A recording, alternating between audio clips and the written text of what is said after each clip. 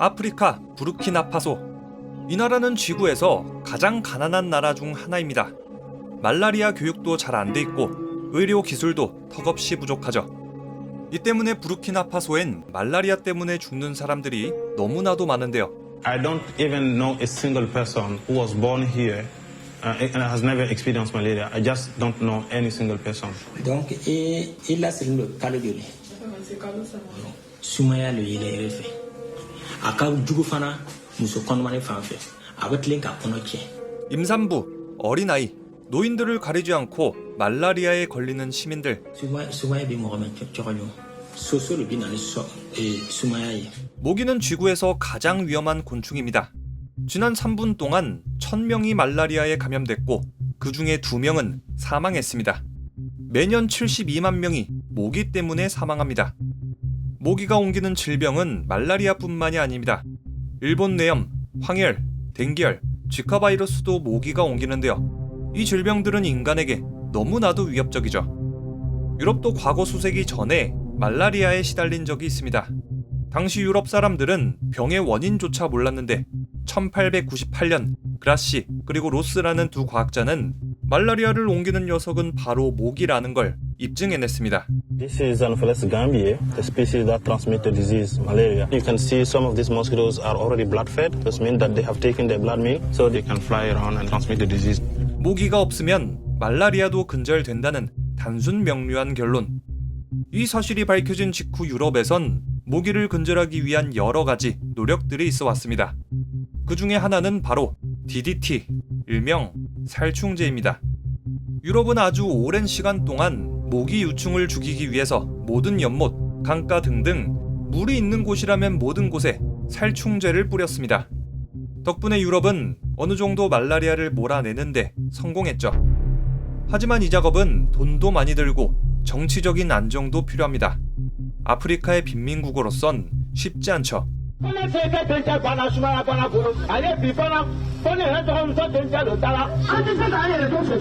살충제를 사용한다고 해도 말라리아를 완전히 근절할 수도 없습니다. 모기는 쇠대를 거듭하면서 살충제를 방어하는 DNA를 개발합니다. 부르키나파소의 과학자들은 모기를 잡아다가 DNA를 검사했는데 모기의 유전체에선 돌연변이가 생겨서 더 이상 살충제에도 죽지 않게 됐습니다. 모기는 살충제에 맞춰서 진화했고 내성이 생긴 거죠. 현재 인류의 기술로는 모기는 절대 사라지지 않을 겁니다. 살충제보다 훨씬 강력한 새로운 도구가 필요한 시점이죠. Unfortunately, the resistance just jumped. Conventional tools have really reached their protective limit. If we don't have new tools, just forget it. 과학자들은 칼을 빼들었습니다. 말라리아를 옮기는 모기 그 자체를 지구에서 아예 멸종시킨다는 계획인데요. 그 계획은 바로 모기의 DNA를 조작하는 겁니다. 크리스퍼, 유전자 가위 기술이죠. 크리스퍼는 유전자 편집 기술입니다. 유전자 정보를 마음대로 바꾸고 복사하고 잘라낼 수 있죠. 이 기술에는 유전자 가위가 필요한데요. 유전자 가위는 DNA를 잘라서 수술하는 도구입니다. 자, 내가 만약에 탈모를 치료하고 싶어. 그러면 내가 탈모에 영향을 주는 해당 DNA를 찾을 때까지 DNA를 읽어내려간 다음 탈모 DNA 정보를 잘라버려. 그 다음에 풍성 DNA라는 새로운 DNA를 삽입하는 겁니다. 자, 이런 기술을 모기에 적용시킨다면 어떨까요? 현재 과학자들은 모기를 박멸하기 위해서 크리스퍼를 도입, 실험 중에 있습니다. Now in the lab, we have gene-dried mosquito that are very, very promising. 과학자들의 계획은 이렇습니다. A라는 수컷 모기를 잡아다가 DNA를 조작합니다. 유전자가 조작된 A 모기는 다른 야생의 암컷 모기를 만나서 짝짓기 하고 암컷 모기는 알을 낳습니다. 그런데 그 알에서 나오는 건 죄다 수컷 모기뿐입니다. 이미 그렇게 되도록 수컷 모기의 유전자를 바꿔버렸거든요. 알에서 나온 2세대 수컷 모기들한테도 전부 다 편집된 유전자가 들어있습니다. 이 2세대 수컷 모기들이 야생의 암컷이랑 교미하면 또 그 알에선 수컷 모기만 나오게 됩니다. 이렇게 암컷 모기는 점점 줄어들면서 세대를 거듭할수록 모기의 개체 수는 급감하고 결국에는 멸종을 맞이하게 됩니다. When that organism mates with a wild organism, not engineered, because then in the offspring, editing would happen again. 유전자 드라이브가 무서운 점은 한 번 유전자를 심으면 모기들끼리 스스로 복사되고 퍼져나간다는 겁니다. 유전자 조작이 한 개체에서 끝나는 게 아니라 세대를 거듭할수록 해당 유전자가 복붙되는 거죠. 또 수컷 모기는 사람을 물지 않기 때문에 질병을 옮기지 않습니다. 모기의 개체수가 줄면서 동시에 질병도 줄어드는 겁니다.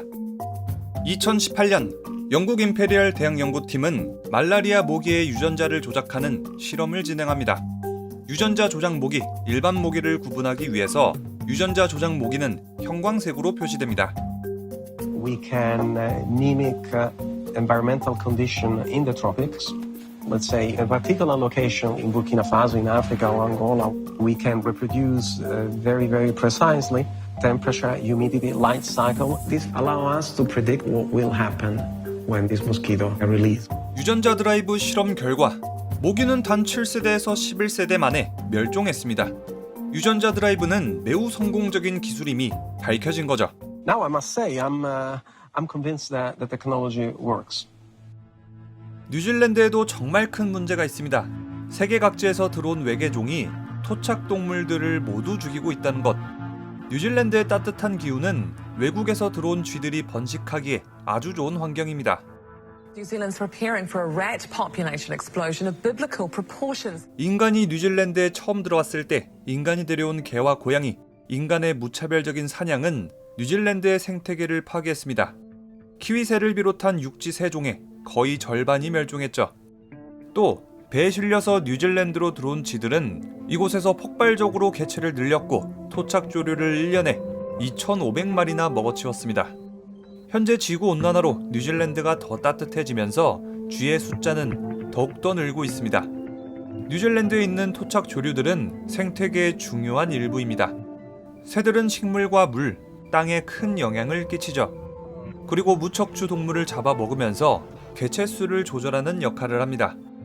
만약에 토착조류가 너무 많이 멸종하면 뉴질랜드의 생태계는 완전히 망가질 수도 있는 겁니다. 2009년 뉴질랜드의 과학자들은 쥐를 몰아내기 위해 아주 작은 섬의 쥐들을 완전히 박멸시켰습니다. 독소, 항공살포 쥐약을 써서 섬에 있는 쥐를 모두 없애버린 거죠. 하지만 그것은 일시적인 성공이었습니다. 이런 약들은 쥐뿐만이 아니라 다른 동물들에게도 치명적이었고 토지가 오염됐고 동식물들이 망가졌습니다. 또 이 섬은 육지와 멀리 떨어져 있어서 가끔씩 쥐들이 헤엄쳐서 섬으로 들어오는 경우도 있었죠. You really only have to miss one. If you miss a pregnant female, they go from one rat to holy crap, we're in trouble. 쥐를 단 한 마리만 놓쳐도 그 한 마리 때문에 섬이 엉망이 될 수 있습니다. 번식이 너무 빨라서 환경이 망가진다는 것. 하지만 쥐 한 마리, 두 마리를 잡기 위해서 쓰는 시간과 돈은 너무 큽니다. So if we're serious of actually making the whole of New Zealand pest free, we've got to come up with new stuff. It's the 21st century, we've put men on the moon, surely we can manage this.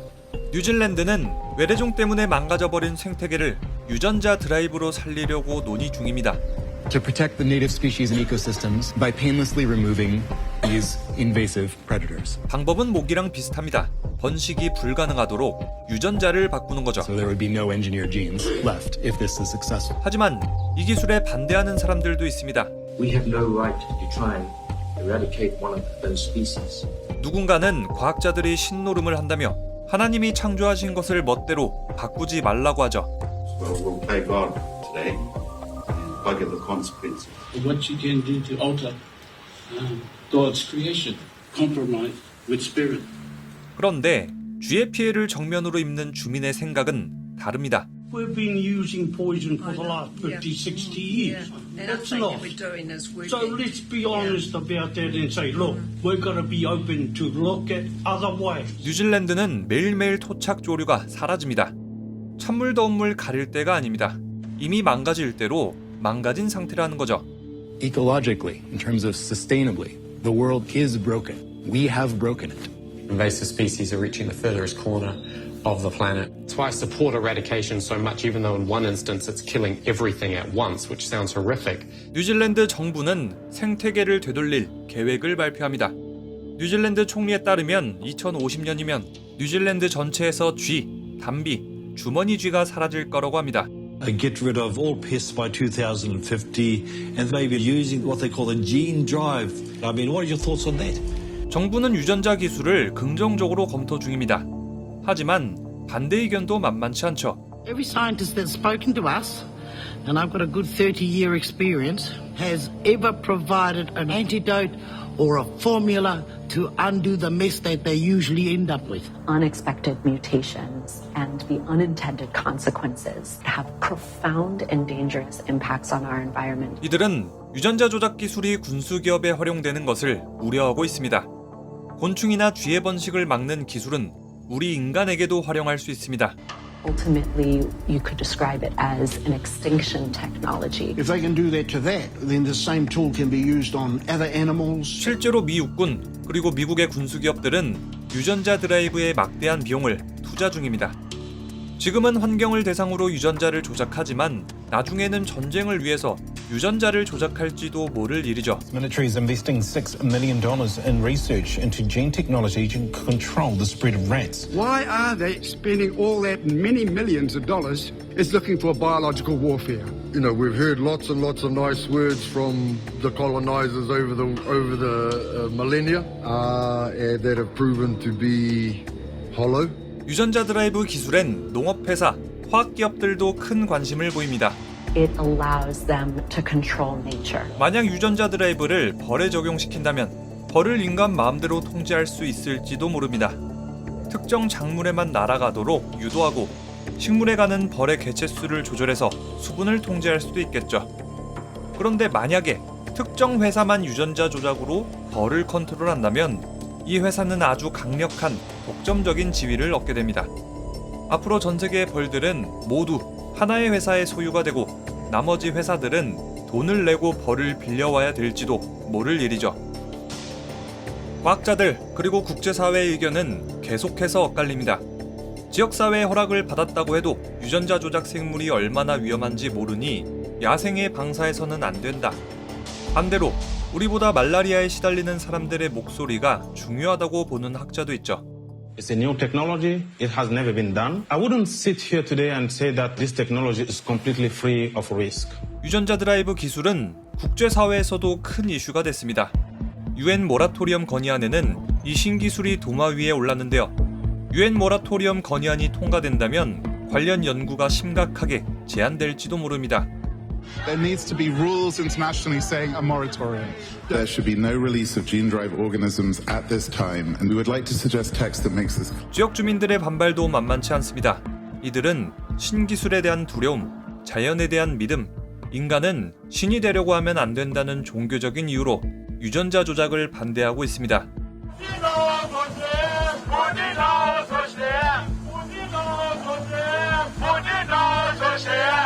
Non au musique OGM pour dire oui à notre souveraineté alimentaire et sanitaire. The thing that we shouldn't forget is that Africa is really suffering from this burden. Bearing the burden of malaria is not the fate of Africa. 생태계를 인간 마음대로 바꿀 수 있는 유전자 드라이브. 이 기술은 정말 꿈의 기술일까? 아니면 절대로 열어서는 안 되는 판도라의 상자가 될까? 이 기술이 유용할지 위험할지는 알 수 없습니다. 이 상자를 열어보기 전까지는요. 여러분들의 생각은 어떤가요? 유전자 드라이브에 대한 여러분들의 의견 자유롭게 댓글로 남겨주시기 바랍니다. 그럼 지금까지 리뷰영이었습니다.